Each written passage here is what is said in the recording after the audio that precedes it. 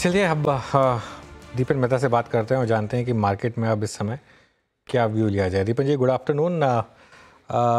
क्या जो मार्केट में अर्निंग्स आई, क्या अब एक रिस्क बन रहा है कि मार्केट एक शार्प करेक्शन के लिए शायद तैयारी कर रहा हो रिगार्डलेस ऑफ आज की रिकवरी? या अनुज, गुड आफ्टरनून और आपके शो पर इनवाइट करने के लिए बहुत बहुत धन्यवाद। अनुज, जिस हिसाब से अर्निंग सीजन अभी तक चल रही है, I think that we have to be a bit cautious, क्योंकि बहुत सारी कंपनियों में ट्रांजिएंट यानी कि टेम्पररी प्रेशर दिख रहा है हमको टर्नओवर पर और प्रॉफिटेबिलिटी पर भी।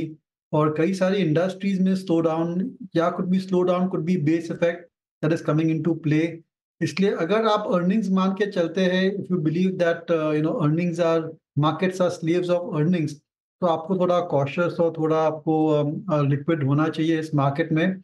क्योंकि ऐसी कोई खास कंपनियां या फ्रेश स्टॉक आइडल भी नहीं दिख रहे हैं, या ऐसा कोई पॉकेट भी नहीं दिख रहा है जहां पर we can see that growth is there in a phenomenal way and stocks available at reasonable valuation. So yes, I am a bit bearish, I am a bit cautious on this market. But ये जो हमारा position है कई महीनों से है, फिर भी मार्केट बढ़ रहा है, चल रहा है। So one can't really say पैसे का इतना फोर्स आ रहा है कि one can't say, because on a fundamental basis, all we can say is that we should be a bit on the liquid side and little bit in cash. But concerns कहाँ से उभर कर आ रहे हैं दीपन? क्या नीचे खींच सकता है मार्केट को? Is it some specific sector? Is it the fear की अर्निंग्स थोड़ी सी गड़बड़ा सकती हैं? क्योंकि कल बजाज के नंबर्स देखकर शायद बाजार के रोंगटे खड़े हो गए थे, नंबर्स नहीं, इनफैक्ट वो कमेंट्री सुनकर। I think you're right. It is company after company when we are going sector के बाद sector आप देखते हैं, तो there is definitely a slowdown in the earnings momentum. जैसे कि ऑटो में हमको थोड़ा सिग्नल मिल गया from Bajaj group what will happen in the auto industry, और ये जो है situation can play out for other auto companies as well. और उसके बाद टेक्नोलॉजी सॉफ्टवेयर कंपनी ने देखा कि their growth is just 4-5%. You cannot be buying a company whose growth is 4-5% and expect to have a significant outperformance. Especially जब उसका P multiple is going at around 30 times or thereabout trailing 12 month. So same will happen, I think, in cement also we will see, in steel also we will see कि earnings की पूरी थोड़ी slow down हो गई है, और earnings अगर slow हो जाती है then how can we sustain these kind of multiples? That is the main reason why we are being a bit cautious.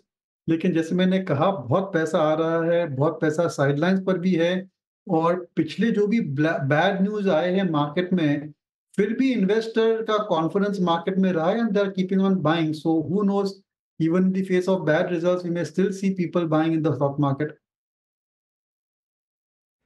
दीपन, आपसे कुछ स्पेसिफिक सेक्टर्स पर राय लेना चाहेंगे और स्टॉक्स पर स्पेसिफिकली, कंसिडरिंग आप जोमेटो में पोजीशन पहले होल्ड कर रहे थे, लेट मी नो अगर आप अभी भी होल्ड करते हैं या नहीं। ये जो फंड रेज है, बहुत इंटरेस्टिंग पर्सपेक्टिव निवेश शेयर कर रहे थे हमारे साथ कि देखिए कंपनी बेसिकली ये एक अपॉर्चुनिटी ले रही है, 8,500 करोड़ फंड रेज करेगी, और वो अपना दरअसल जो FII लिमिट है वो 50% के नीचे रखना चाहती है।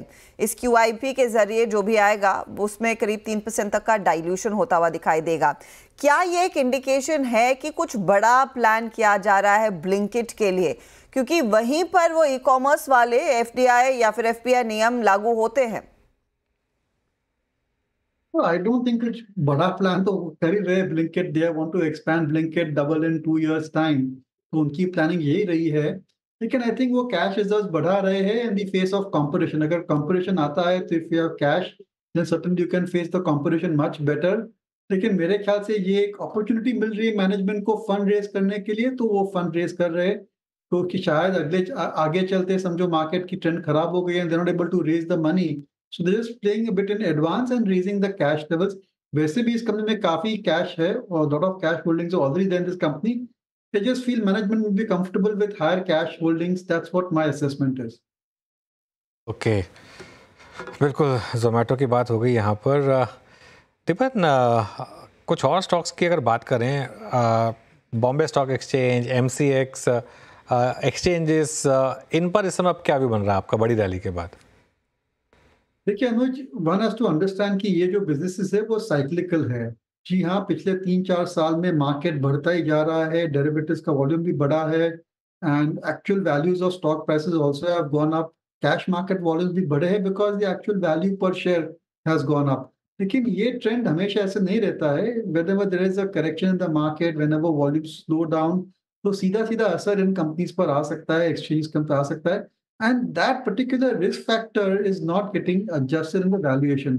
इसलिए मेरे ख्याल से सभी एक्सचेंजेस पर आपको थोड़ा कॉशियस रहना चाहिए. Although of all the exchanges मेरे ख्याल से एमसीएक्स सबसे बढ़िया है, क्योंकि उनका जो growth in the options is still to be still to achieve full potential. और अभी भी जिस हिसाब से गोल्ड के दाम बढ़ रहे हैं और जिस हिसाब से उनकी ऑप्शन ट्रेडिंग बढ़ रही है, I think MCX is amongst the better placed exchanges than maybe BSE also. क्योंकि बीएसई में हमने देखा है कि काफी हद तक जो पोटेंशियल था दैट हैज बीन रियलाइज्ड, और ये जो नए सेबी के नॉर्म्स आ रहे हैं उसकी वजह से डेफिनेटली वॉल्यूम्स पर इफेक्ट आ सकता है. One needs to see how much effect is there. But on the whole, क्योंकि ये बिजनेस साइक्लिकल है, क्योंकि वॉल्यूम बढ़ सकते हैं, घट सकते हैं, that risk factor is not completely priced into the stocks at this levels. Deepan, ने केबल एंड वायर कंपनियां हेवल्स के नंबर्स देखकर वो कल सेल ऑफ आया था और वहां पर थोड़ी सी वीकनेस पॉकेट्स में नजर आई थी, स्पेशली मार्जिन्स के फ्रंट पर. पॉलीकैब ने भी यही कहा है कि देखिए मार्जिन्स कुछ दबाव में रहे हैं क्योंकि कंपटीशन बढ़ रहा है और साथ ही कुछ रॉ मटेरियल कॉस्ट भी बढ़े हैं. एक रिकवरी जरूर आई है, लेकिन जिस तरह का बिजनेस और जिस तरह का आउटलुक ये कंपनियां होल्ड करती हैं, क्या करंट लेवल्स पर आप बायर रहेंगे? नहीं, बिल्कुल नहीं हर्षिता. आई थिंक दैट बोथ पॉलीकैब के नंबर्स और केईआई के नंबर्स बहुत डिसअपॉइंटिंग थे, और फिर भी अगर मार्केट इनको करेक्शन नहीं करा रहा है और बढ़ा रहा है, it's clearly the money is coming into these companies. That's all I can say.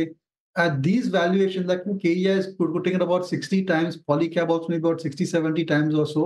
इस वैल्यूएशन पे कैसे आप जस्टिफाई कर सकते हैं कि जो कंपनी की अर्निंग्स ग्रोथ 10-12% है और अच्छे टाइम में भी उसकी अर्निंग्स 15-20% हो सकती है, for such a business how can you pay 60 times trailing 12 month? I don't understand. So I would just say that I want to be a bit cautious on these stable companies as well. और अगर competitive intensity बढ़ रही है, that's not a good sign for long-term fundamentals as well.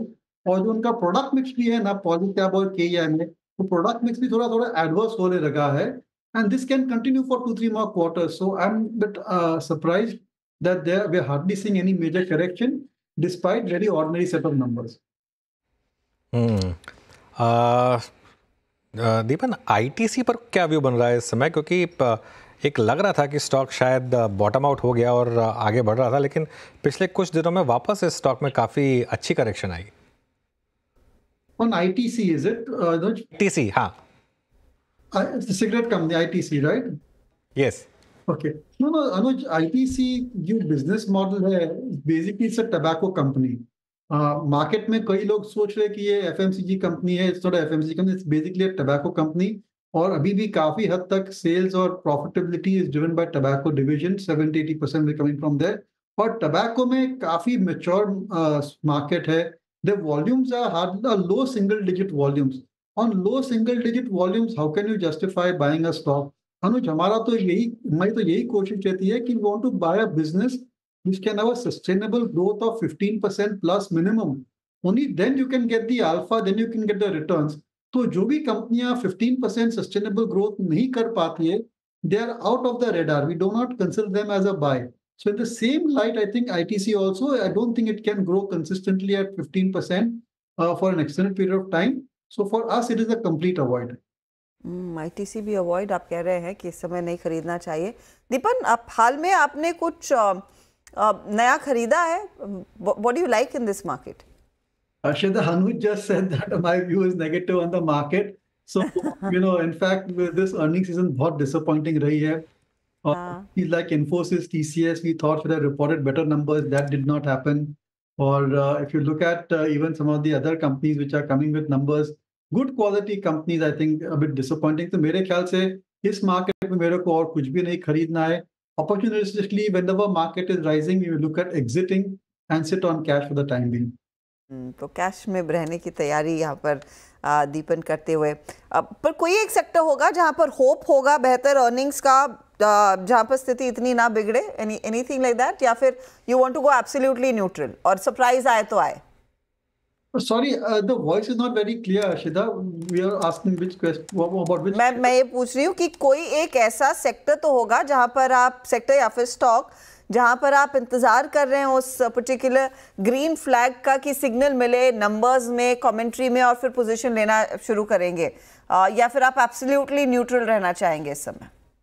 नहीं, दो sector है which hold potential, और गिरते मार्केट में भी they can do much better, और वो दो सेक्टर है आई थिंक बैंक्स, एनबीएफसीज और फार्मा।